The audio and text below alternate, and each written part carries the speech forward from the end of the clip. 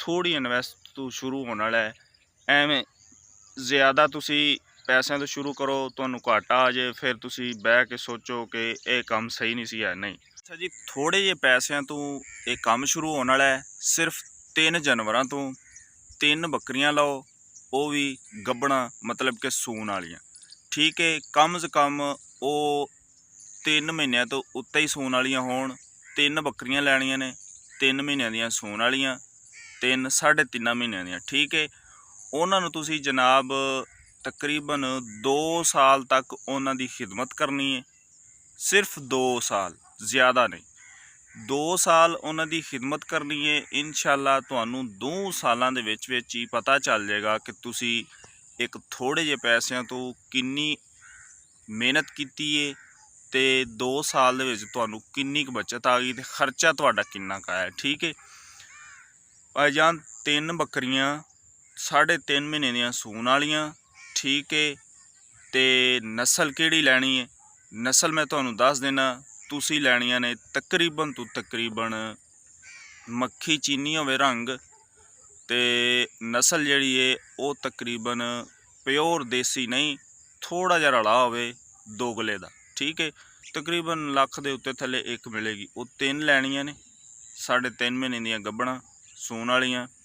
ਉਸ ਤੋਂ ਬਾਅਦ ਤੁਸੀਂ ਇੰਝ ਕਰਨਾ ਹੈ ਕਿ ਉਹਨਾਂ ਨੂੰ ਤੁਸੀਂ 2 ਕੁ ਮਹੀਨੇ ਸੰਭਾਲੋਗੇ, 2-2.5 ਮਹੀਨੇ ਤੋਂ ਬਾਅਦ ਉਹ ਇਨਸ਼ਾਅੱਲਾ ਸੂ ਪੈਣਗੀਆਂ। ਅਗਰ ਅੱਲਾ ਖੈਰ ਕਰੇ ਉਹਨਾਂ ਨੇ 2-2 ਬੱਚੇ ਦਿੱਤੇ, ਤੁਹਾਡੇ 6 ਬੱਚੇ ਹੋ ਜਾਣੇ ਨੇ, ਜਿਨ੍ਹਾਂ ਵਿੱਚੋਂ ਕਮ ਸੇ ਕਮ 3 ਬੱਕਰੀਆਂ ਹੋਣਗੀਆਂ। 3 ਉਹਨਾਂ ਦੇ 6 ਬੱਚਿਆਂ ਦੇ ਵਿੱਚੋਂ 3 ਲੇਲੀਆਂ ਹੋਣਗੀਆਂ। ਠੀਕ ਹੈ, ਉਹ ਇਨਸ਼ਾਅੱਲਾ ਤੁਸੀਂ 8 ਤੋਂ 10 ਮਹੀਨੇ ਸੰਭਾਲੋਗੇ। 1 ਸਾਲ ਬਾਅਦ ਉਹ 3 ਤੁਹਾਡੀਆਂ ਬੱਕਰੀਆਂ ਦੇ ਨਾਲ ਉਹ ਵੀ ਤਿਆਰ ਹੋ ਜਾਣਗੀਆਂ। ਠੀਕ ਹੈ, 3 ਤੁਹਾਡੀਆਂ ਬੱਕਰੀਆਂ, 3 ਉਹ 6 ਮਾਦੀਆਂ ਜਦੋਂ ਨਾਲ ਹੋ ਗਈਆਂ ਬੱਕਰੀਆਂ, 6 ਜਦੋਂ ਸੂਣੀਆਂ ਨੇ, ਉਹਨਾਂ ਨੇ ਇਨਸ਼ਾਅੱਲਾ ਜ਼ਿਆਦਾ ਤੋਂ ਜ਼ਿਆਦਾ ਘੱਟ ਤੋਂ ਘੱਟ 12 ਬੱਚੇ ਦੇਣਗੀਆਂ।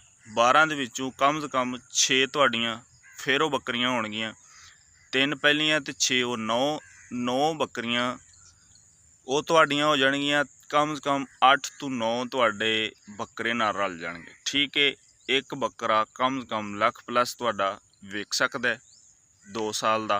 ਠੀਕ ਹੈ, ਸਾਲ ਦਾ ਵੀ ਕੁਰਬਾਨੀ ਲੱਗਦਾ ਹੈ, ਉਹ ਵੀ ਤੁਹਾਡਾ ਹੋ ਸਕਦਾ ਹੈ ਕਿ 1 ਸਾਲ ਦਾ ਹੀ ਲੱਖ ਪਲੱਸ ਵਿਕ ਜਾਵੇ।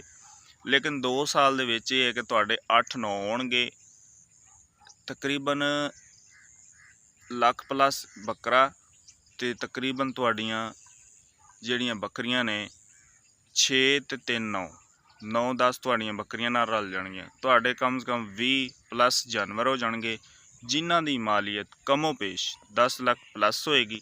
ਠੀਕ ਹੈ, ਜਿਹੜੇ ਵਿੱਚ ਬੱਕਰੇ ਨੇ ਲੱਖ ਪਲੱਸ ਉਹ ਬੱਕਰੀਆਂ ਤੁਹਾਨੂੰ ਬਚ ਜਾਣਗੀਆਂ।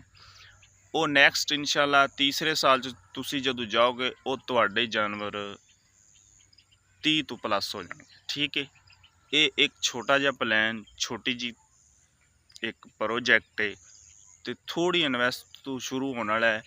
ਐਵੇਂ ਜ਼ਿਆਦਾ ਤੁਸੀਂ ਪੈਸਿਆਂ ਤੋਂ ਸ਼ੁਰੂ ਕਰੋ, ਤੁਹਾਨੂੰ ਘਾਟਾ ਆ ਜਾਏ, ਫਿਰ ਤੁਸੀਂ ਬਹਿ ਕੇ ਸੋਚੋ ਕਿ ਇਹ ਕੰਮ ਸਹੀ ਨਹੀਂ ਸੀ। ਨਹੀਂ, ਥੋੜ੍ਹੇ ਜਿਹੇ ਪੈਸਿਆਂ ਤੋਂ ਸ਼ੁਰੂ ਹੋਣ ਵਾਲਾ ਕੰਮ ਹੈ, ਇਨਸ਼ਾਅੱਲਾ ਕਰੋ, ਉਹਦੇ 'ਚ ਤੁਹਾਨੂੰ ਬੜਾ ਫਾਇਦਾ ਹੋਏਗਾ। 2 ਸਾਲ ਦਾ ਹੈ, 2 ਸਾਲ ਸਬਰ ਕਰਨਾ ਪਏਗਾ। ਉਸ ਤੋਂ ਬਾਅਦ ਤੁਹਾਡੀ ਇਨਕਮ ਇਨਸ਼ਾਅੱਲਾ ਪਰ ਮੰਥ ਦੇ ਹਿਸਾਬ ਨਾਲ ਆਉਣੀ ਸ਼ੁਰੂ ਹੋ ਜਾਏਗੀ। ਠੀਕ ਹੈ ਜੀ, ਇਹ ਹੈ ਜੀ ਅੱਜ ਦੀ ਵੀਡੀਓ। ਉਮੀਦ ਹੈ ਕਿ ਤੁਹਾਨੂੰ ਬੜੀ ਪਸੰਦ ਆਏਗੀ। ਇਨਸ਼ਾਅੱਲਾ ਫਿਰ ਇੱਕ ਅੱਛੀ ਵੀਡੀਓ ਨਾਲ ਤੁਹਾਡੀ ਖਿਦਮਤ 'ਚ ਹਾਜ਼ਰ ਹੋਣਾ ਜੀ। ਅੱਲਾ ਹਾਫਿਜ਼।